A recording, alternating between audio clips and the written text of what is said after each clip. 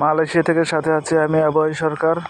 আজকের এই ভিডিওর মাধ্যমে দুইটা জিনিস আপনাদেরকে দেখাবো।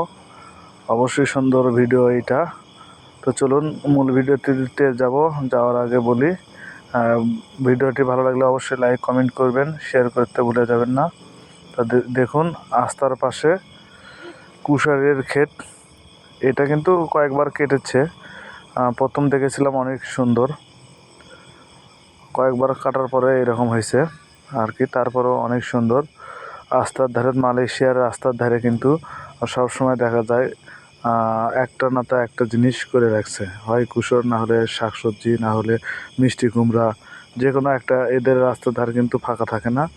এটা দেখুন জালান, মালয়েশিয়া বলে জালান, বাংলায় রাস্তা। লোক সংখ্যা খুবই কম, চোখেই পড়ে না। এটা এক ধরনের সায়ুর, মালয়েশিয়াতে সায়ুর বলে, বাংলায় শাক বলি আমরা। এটা কিন্তু খায়। দেখুন এই গাছটা অনেক বড় হয়। একটা বিষয়, মালয়েশিয়ার রাস্তার ধারে এত কিছু হয়ে থাকে, পাকা পেঁপে ধরে থাকে, পাকা